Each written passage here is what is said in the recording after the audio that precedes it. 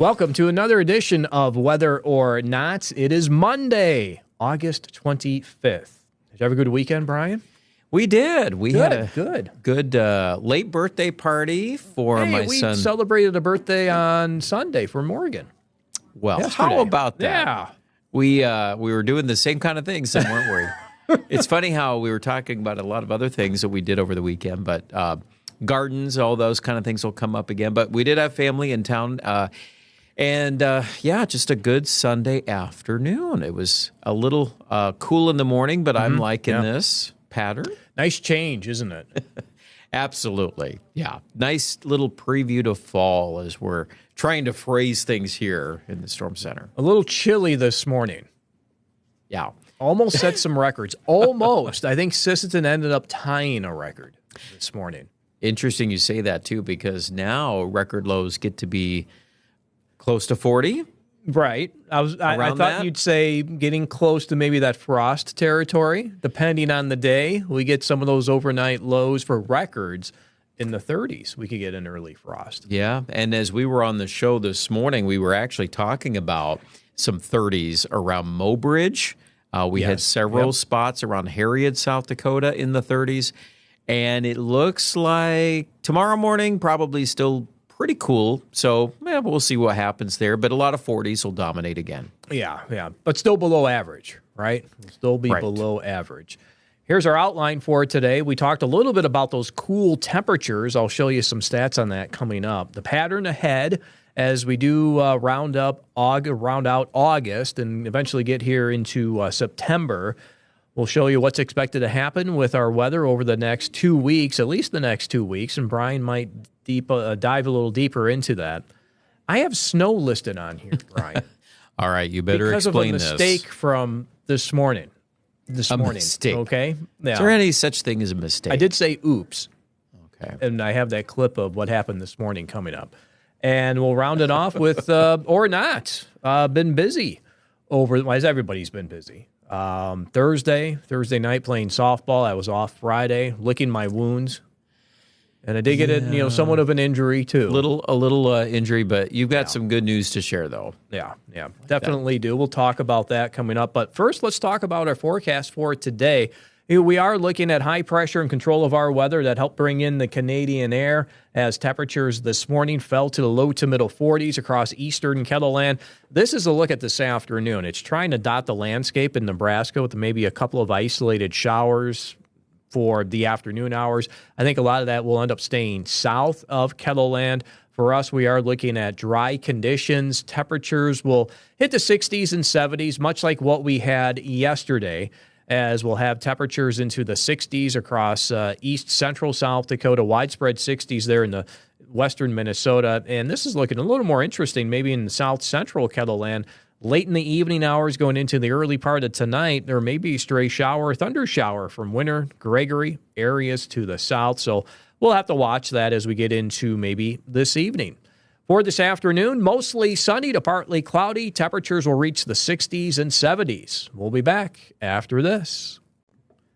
Welcome back to Whether or Not. Let's talk about these cool temperatures that we had. And it wasn't just us, Brian. It covered much of the United States, as you see below average temperatures throughout the upper plains, through the central plains, areas to the east to include the Great Lakes, taking hold of much of the United States this morning. Yes, it is. And it's a part of an interesting pattern we've been watching. We started talking about this last week.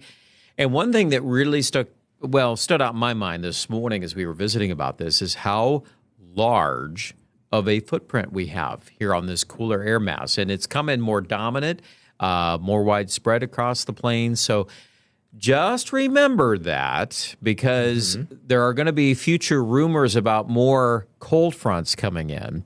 And when you see those and hear about them, remember that the modeling typically only takes in part of a consideration of that because reality speaks to us louder and says, yes, we're going to get cooler weather. And when we do, there'll likely be stronger cold fronts. And you said more cold fronts on the way. And we may not have to wait that long to see more frequent hits of colder air come in.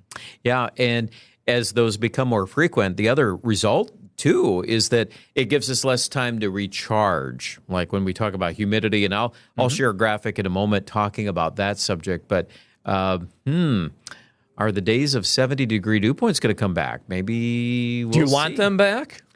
No, not now. You've had your full? I'm over that. Now somebody out here is watching saying, Brian, we need to have the warmth of the summer back. Yeah, we can't speak for everybody, right? Correct. Yeah. My girls will be in that camp, by the way. They like summer heat and humidity. They like the humidity that goes along with it. Absolutely. Here's our temperatures from this morning, just for a couple of select cities here that made it in their top 5 for coldest temperatures on this date, August 25th. You notice that Sisseton tied a record at 42, but we fell as low as 41 in Mobridge, 41 in Spencer, Iowa. And O'Brien, you were looking at some data that showed temperatures in the upper 30s for north central South Dakota, and I think you also mentioned a couple of areas in southeastern KELOLAND. Well, even Renner this morning was down to 40. Lyons, I saw at least 41. And it always drives back the home question about when you see these type of mornings where it's clear, calm, crisp, and then you see the difference in temperature from in the city or any area with a little more population, any temperature gauge that's closer to a road or some buildings or anything that can harbor some warmer temperatures. And then look at the countryside. Look at your river valleys and look how many spots can cool off, at least 5 degrees cooler, at least. Oh, yeah, when talking numbers in the 30s as opposed to getting those temperatures low to middle 40s. So yeah, it makes a difference. So I always like to mention that, too, when we talk about our climate and how in this area of the country, when you grow things, you always remember your seasonal frost dates when we get into that, which I know is going to come up here sooner rather than later. Yeah, I think you're right. We remember that, when you live, and I learned this early when we moved to our acreage, that my temperature is always cooler out there. My garden will always get a little frost well before it ever would have when we lived in town. So just a little things to think about this time of year now that we're starting to make that downward cycle in the patterns. I'm glad you brought that up. That's a good segue because I want to revisit this graphic from one I put together last week, just timing this cool air that we've had over the summer. It goes back to June 4th, July 17th, August 25th being today. And I'm using Aberdeen as an example. You notice those temperatures fell well below average. They were talking about record low temperatures in the middle of July with 45 degrees. Well, from June 4th to July 17th, that's a span of 43 days. And from July 17th to today, that's 39 days. I'm just rounding this off to say, hey, 40, maybe 45-day cycle when we've seen these cold hits of air return. So that will put us out to October 5th and 10th. Now, that is not the next hit of cold air, Brian, as we're already starting to see that show up on some of the computer models, looking at that for this morning. We've been following some of those computer models suggesting that, yes, those temperatures will fall below average just in time for, guess what, the holiday weekend and maybe the following weekend, too. Yeah. It's pretty an interesting pattern to see more of these frontal systems coming out of the northwest. So that is, to me, just telling us a lot about, where we've now kind of switched gears. We've made a switch, and we're not going to be seeing those sustained hot, humid spells like we were just a few days ago. And tonight will be another cool night. Don't want to say cold. No, not cold. No, I was corrected in the meeting this morning. It's not cold. It's cool. So I said, okay, it's cool. Right. And 46 in Sioux Falls. You're into jacket weather. It's crisp in the morning, but isn't it nice in the afternoon? It is. When it's especially a light wind. I noticed this weekend, too. You're in the sun. It's warm. You get in the shade. Oh, yeah, it is a little cool. Absolutely. Yeah. Sweatshirt weather. That's what I had this weekend. Yeah. And so with that in mind, overall here we're in pretty good shape. And we are expecting these overnight lows to return to the 50s more common. So if you're kind of in this cycle of opening up the house during the daytime, I know, are you shutting the windows in the late evening or maybe get up when we're up in the middle of the night, it's pretty easy to shut a window here and there. But it does allow some nice, refreshing air in. But you mentioned we'll return to the 50s. I know you also mentioned before you have a dew point. Do you want to talk about dew point temperatures now? Okay. Yeah, these are morning dew points that we were showing on air this morning, and 40s are pretty common. So remember, dew point gives you if you want to think about temperatures and low temperatures, it gives you a theoretical bottom. So the temperature cannot go below the dew point. So whatever number you see on this map, when we get into this kind of conversation, it basically is dictating what's the low there? Now, going forward into the forecast, okay, so this takes us into tonight, tomorrow, looking at more 50s tomorrow for dew points across our region. That's still relatively low as far as, humidity levels are concerned.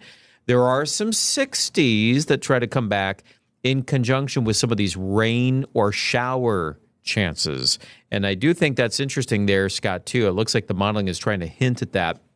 We're trying to saturate things a little bit better. So that's why it brings up those dew points. But they're not sustained, are they? They go back down in the 50s. So, as we kind of wrestle with what to do with this weekend forecast, we have camping plans. You do? Yep. Well, that reminds me. Let's talk about this now. Are you planning on working Labor Day? We haven't talked about that. We should talk about that. So you have camping plans, so I guess I'll work Labor Day. I hate to spring that on you. We're my wife and I with the kiddos, with the girls actually. They've got a planned camp out. Part of their troop, American Heritage Girls, are doing that, and that'll be kind of fun. They always look forward to that. So Dad tries to be part of that. Good. So you should be. Yeah, and of course it depends on the rain forecast, as we were talking about this morning. So now we just have to make sure that Adam can cover the evening. We'll work on that. Okay. Maybe he's watching right now, taking some notes and I hope so. Getting ready for what's ahead, right? Later going into the afternoon forecast package. But you talked about those dew point temperatures, and as well, I didn't see any 70s on the dew point map either. And as these dew point temperatures go up, you mentioned before, those overnight lows will eventually go up. A lot of these overnights, after tomorrow, probably in the 50s and 60s. Yeah, and I'm good with numbers like this. I think too, as we get into fall, remember, we don't have to necessarily have huge amounts of humidity to generate rainfall in general, because rain will obviously come in line if we get these more organized frontal systems that are stronger. They kind of compensate for what's changing in the weather patterns. Yes, and that's what brings us to this. So looking at the 500 millibar weather pattern slicing the atmosphere in half gives us an idea of where we have high pressure, low pressure, troughs, ridges making their way through the United States. And you could see a lot of those pushing through. There's one that went through there middle of the first week of September, and I think there's a stronger one that takes us into that first full weekend of September, and that can bring in a healthy push of some much colder air. We'll stop this a couple of times as we do round out the month of August. That's the 30th, and this is the holiday weekend. We've been mentioning these chances for showers or rain to return for this weekend. We have high pressure that's well to our south. We're kind of caught into this, almost the zonal flow to northwest pattern. And then we pick up on a system here that's hugging the border of Canada and the United States. That's as we get into Labor Day and shortly beyond that. Now, this is interesting here. Off the western coast of the United States, it's trying to bring in this low pressure system. Now, I'll hit the button again. I'll just keep the view right there. As I hit the button, that thing moves off to the west. Now, something like that doesn't happen that often. Well, what was happening here was we were getting a stronger push of some colder air at that time that eventually leads us into the following weekend. This is Monday, September 8th, so it's the weekend of the 6th and the 7th. We'll have to watch for maybe another strong push of some colder air. But just to see a pattern like that try to set up, or a situation like, this low pressure system is coming into the coast of the western United States, and then it decides to retrograde and go the other way. How often do we see that? Especially when you're looking at a long-range forecast. You're out a good 2 weeks, and it's showing something like that. How much of that do you believe? Well, a lot of times, and it depends on the biases of the model, too. There's some times where, now, in that case, it showed the low coming in tries to push it back out. And that's directly in response to this big feature in the midsection of the continent. So it's bringing in some troughing here. One of the things about the European model, and we'll see this as we get into the colder season, is that sometimes it's known for developing these big cutoff lows in the southwestern part of the country. And it tends to kind of fuse that, or it likes to break that off the main part of the jet stream. So you have to consider sometimes how it handles those things. But one thing I do think that's compelling is that if the model can start to see some cool downs, just start with that, okay? That should be a signal that we definitely are turning a corner, because the bias or the tendency of these models is tending to be on the warmer side. They don't shy away from hotter weather typically. They'll boost the temperature up, but when it comes to cooler weather, it seems like they lag, and sometimes more than other situations. But I just think it's interesting when you see, like on our long-range forecast getting out to day 10, we've already had mentions of highs in the 50s and 60s here, that's going to get more attention if we get that cool, Scott. So ups and downs will continue, but it seems like as we get more into the downs, if you will, those hits of colder weather can be a little stronger than when we start to warm up again. And we'll warm after Labor Day. Okay, we'll get back to more seasonal temperatures, upper 70s, near 80 degrees when you look at the climate averages. And so we know those numbers are going down. Okay, and then this is leading into that first full weekend of September. So this is September 6th. As we get into the 7th and even the 8th going into the new work week, it's trying to bring in some rain. It's also trying to bring something else to the higher elevations out to the west. I'll just leave it at that. I see that. But look at the much colder air that it's trying to drag in here, too, as we get into your infamous purple blob, BK. That's an interesting map. Now, let's be clear. It's a long-range forecast. This show, we have a little liberty. One day at a time, one step at a time. Yeah, and we're discussing things that we probably wouldn't be able to discuss on television with our regular programming. But in the context of what you're seeing there, remember, model-to-model runs will and are expected to change. Okay, when we're dealing with a 10 or 13, 14 days out.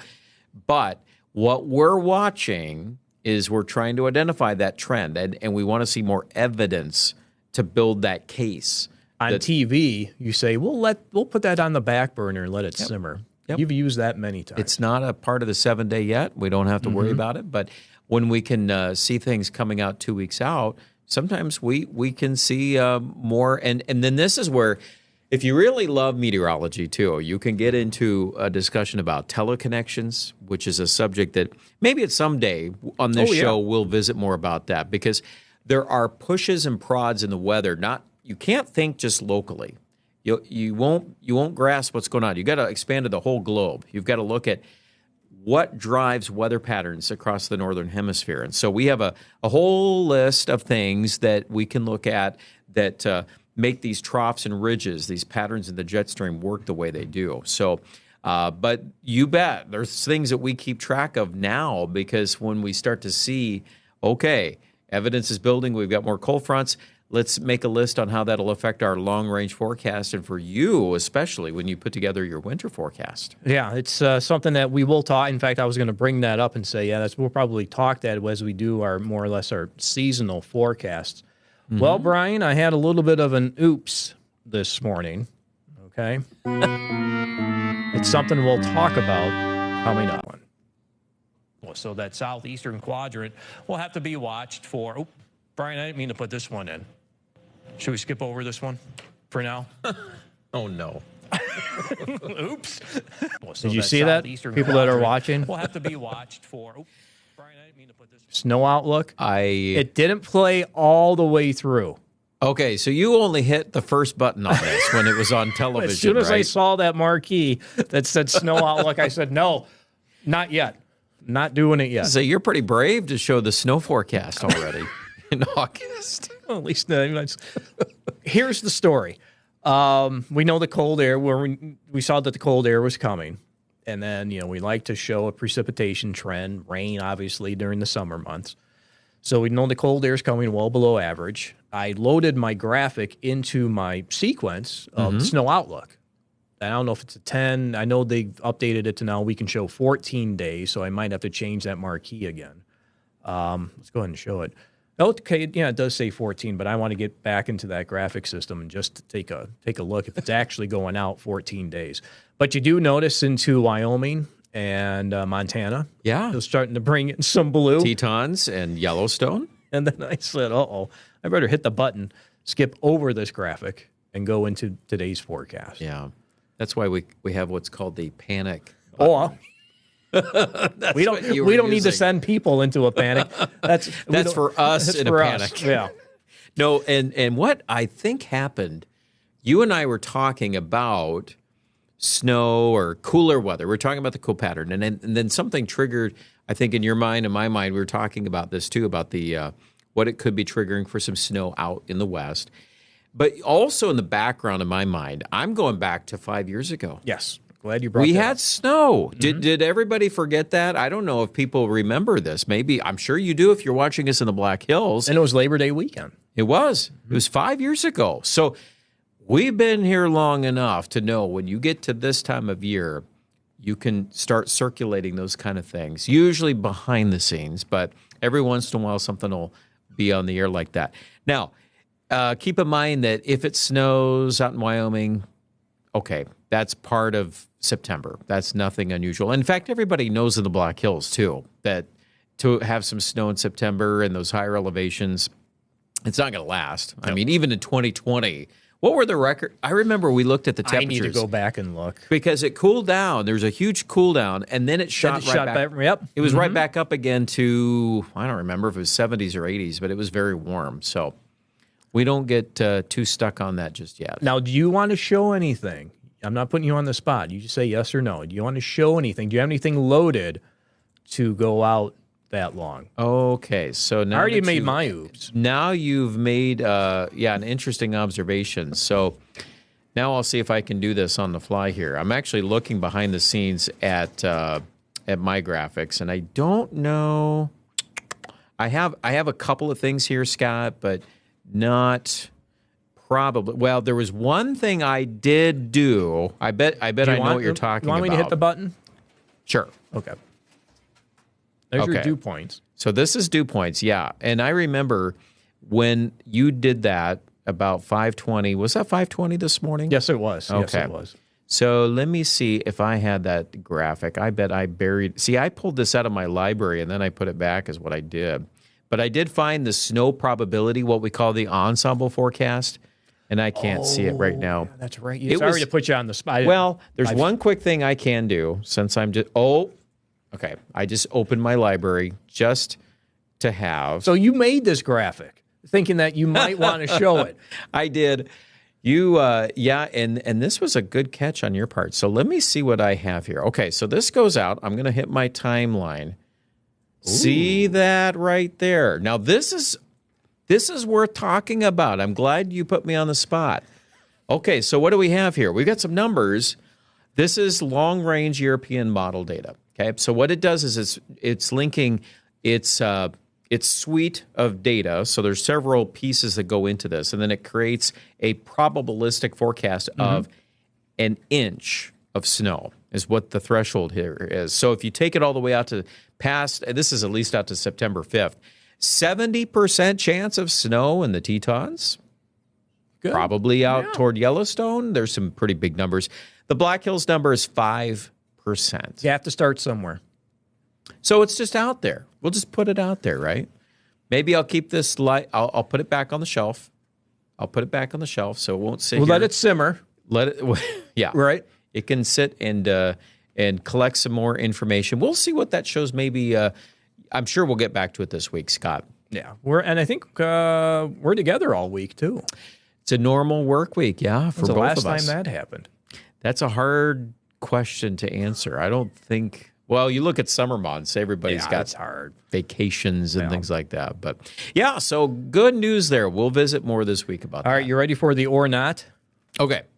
All right. Well, Thursdays I play softball. You know that. This was our last Thursday for senior. They call them the overtimers. Okay, over 50. I'm not going to tell you how much over 50 I am, but I'm over 50. That's all that counts, right? So it was Young our and last hard. week, and we ended up winning our division. They kind of broke it up into 3 different divisions. We ended up in the middle for the season, and then they do a playoff for 2 weeks. And last Thursday was the last week of the playoffs and the last week of senior overtime softball. We Yep. ended up winning, too. Nice. So there's a look at the team. There's And what Peyton in the position middle. do you play? Outfield, because I'm considered young. So they put you out there to run around, right? But you know what happened this time around is hit a fly ball, and I play. You have 4 out. You have outfielders. You have 4 of them. So I play more or less that left center position, and the other team hit it, and I go running for it, and I fall on the ground, and I end up tweaking my hamstring. And so not it took good. me out of the field, but I can still bat. Yeah. And didn't do so well that first game. Second game, I think I got a couple of hits, and they actually came up in the bottom of the 7th, and the game's tied with 2 outs. Oh my! I'm come hobbling up like Kirk Gibson did in Game 1 of the World Series. I think that was in I want to say '88 against the Athletics, but I didn't hit the home run. I just got a base hit. You got a base hit? Got a base hit. Good. Just oh man. Well, you obviously Kind of redeemed myself for getting hurt. Yeah, but you had fun, right? Of course. I mean- of course. So I was hobbling around a little bit over the weekend. I didn't tear it. I just tweaked it. Just enough. Yeah. And there's Peyton. Peyton likes to keep score. So we got that plaque, and we'll be up at the Roundhouse. And they voted me MVP for some reason for the season. Oh, So that's why I have this. Great. Everybody signed the ball. Family came out to watch the last week. Now I'm in fall ball that starts on Tuesday, so tomorrow. So I might come in limping on Wednesday. And that lasts about 6 weeks. okay. Well, And then I can rest. 6 more weeks, and that's a fun time, isn't it? When it cools off a little It bit. in the cools off a evening. little bit. Might get some sting in your hands when you swing and hit the bat. Yeah, but that's all right. You're gonna have fun, and congratulations. Oh, and then there's this. Oh my gosh, yeah. This upper left picture. This is one Anaheim plant. And I I still can't have even more on believe there. that. One plant has that many. One plant. Then, of course, you have jalapenos here. The bell peppers, I just picked the red ones. I still have a lot of green ones out there. And the same with the garden salsa peppers. Those are these right here. And this Wow. is what everything looks together. So I have some canning to do. I like Yep. to make jalapenos, throw them in the jar, and I like spicy food. I You like the are a peppers. fan of that, yeah. Mhm, And definitely. your tomatoes are kind of hit and miss, They but are hit and miss. we'll work on that But the maybe. oh man, this has to be the best year I've had for peppers. Yeah. Easily. Yeah, great job. Well, you've got a good system down. Now get your tomatoes to grow a little more and ripen up a little bit more, and you'll be doing a lot of salsa making in September. I hope so. I have enough tomatoes sauce already to make one batch, and I get about a dozen pints out of a batch. And I think last year I made anywhere from 6 to maybe 8 batches. So That's I had a lot, man. That's great. Yeah, I'm still down. Utilizing I your think garden. 16 pints, I think, is what we have left from last year. Well, and then It goes fast in football season, though. Yeah, I was gonna say any sporting event, I'm sure you can grab a jar of salsa, put it Oh, to yeah. good use, right? That's right.